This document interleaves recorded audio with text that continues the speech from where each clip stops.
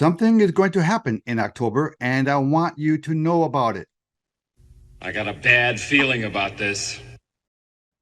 Okay, welcome back to the channel, and let's get back to economics. There's something coming up here in October that I want everyone to know about so that you can be prepared. It's actually not just happening in October. It's actually already started, but really we're going to start feeling it in earnest, starting in October and going through the end of the year. And that is the issue of oil prices. So OPEC Plus announced that they are going to be cutting their production of oil, and they are reducing their production by as much as 1.2 million barrels per day. So let's look at the chart. So oil production out of OPEC is expected to fall dramatically in the fourth quarter. So let me ask you, what do you think the price of oil and the price of gas is going to do? We're already starting to see it creep up. Okay, so the consensus is that oil will see $100 a barrel again, at least, pretty soon. And we're already seeing that reflected in the price of gas. Gasoline is already going up. Take a look at this chart showing what's been happening to gas prices. Now, it's very important to understand what the backdrop of all of this is. The CPI came out the other day, and it came in at 0.6% month over month. So annualized, that's 7.2%. So obviously, the Federal Reserve has not gotten a hold of inflation.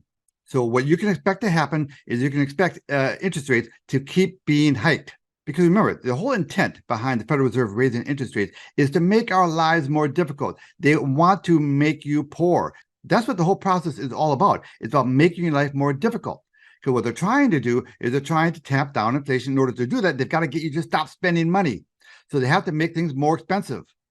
So they have to make your lives miserable. That's what the process is all about. Now, energy is at the core of everything. It's at the core of the way we live our lives, because energy is involved in every industry that you can think of, from farming to trucking to shipping to clothing production, food production. Every aspect of your life is touched by the price of energy. And let me just throw this in just for the fun of it. Our current administration has reduced our SPR, our Strategic Petroleum Reserve, to the lowest level ever since it was established.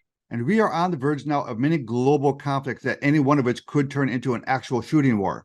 And that's what the SPR was for. It was for times of emergency. It was for times of war. But now we don't have access to that safety net in terms of oil. So if we do enter a shooting war and we need access to more oil, for the ships and the ammunition productions, we're not going to have it, which means we are going to have to go out and buy more oil on the open market. And that's going to push the price of oil up even more. Listen, there is an excellent chance that we have hyperinflation coming our way. We have another Argentina event coming right here in our own country. You have to start preparing. Any extra food that you buy right now is going to be a good investment because of inflation, because the price of food is not going to get cheaper anytime soon. So start prepping.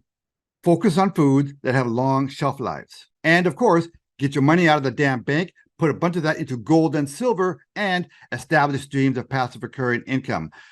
We can't help you with the first one. It's up to you to get your money out of the bank. But the other two, getting gold and silver and establishing streams of passive recurring income, Rob and I can help you with.